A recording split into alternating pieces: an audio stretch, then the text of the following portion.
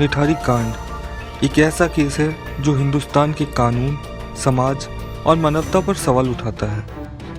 ये एक ऐसी कहानी है जो न सिर्फ दर्द और आतंक से भरी हुई है, बल्कि इंसानियत के अंदर का सबसे भयानक रूप दिखाती है। आइए इस कहानी को शुरू से समझने की कोशिश करते हैं। सब कुछ शुरू हुआ नोएडा के निठारी गांव से। साल था 2006 और एक के बाद एक बच्चे और महिलाएं गायब होने की खबरें सामने आने लगीं।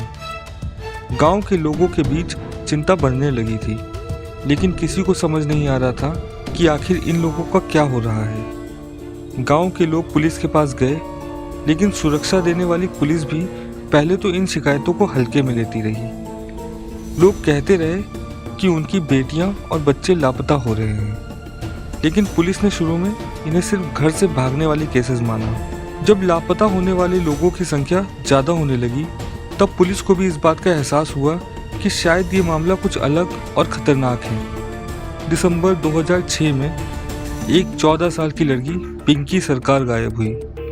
उसकी मां ने पुलिस से फिर एक बार मदद की गुहार लगाई। इस बार पुलिस ने पिंकी के मोबाइल लोकेशन से पता लगाने की कोशिश की और वो उन्हें ले गई एक बड़ी कोठी के पास, जो निठारी गांव के एक अमीर बिजनेसमैन मोनिंदर सिंह पंडेर की थी।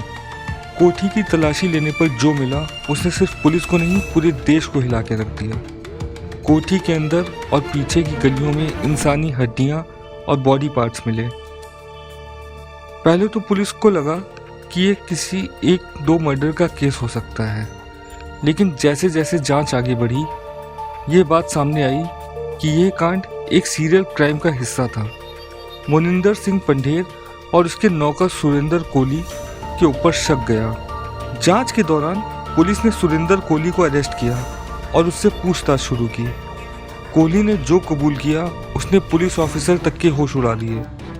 उसने कबूल किया कि वो कोठी के आसपास के बच्चे और महिलाओं को अपना शिकार बनाता था। पहले उन्हें कोठी के अंदर बुलाता था, फिर उनका रेप करता और फिर उन्हें मार देता था। इसके बाद उनकी बॉडी के टुकड़े टुकड़े करके गटर में फेंक देता था।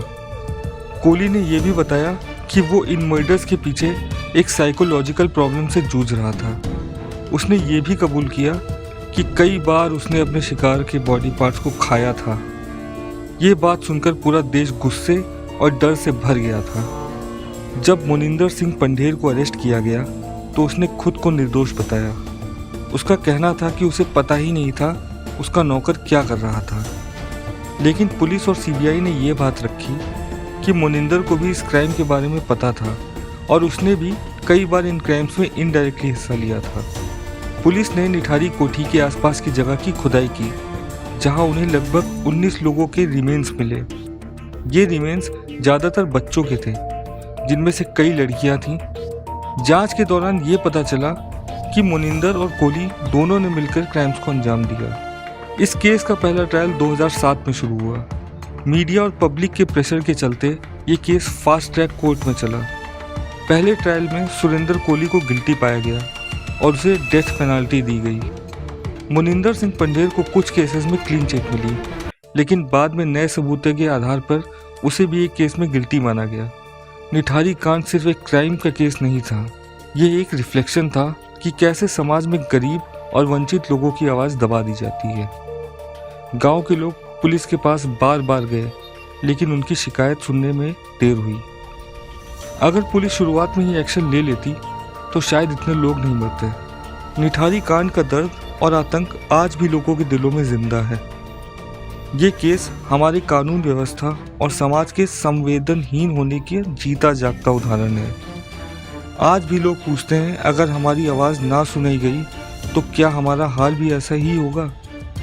ये केस एक सबक है कि इंसानियत और इंसाफ को हमेशा प्राथमिकता मिलनी चाहिए।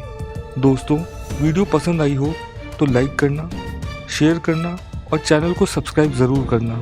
मिलते हैं अगली वीडियो में, तब तक के लिए नमस्कार।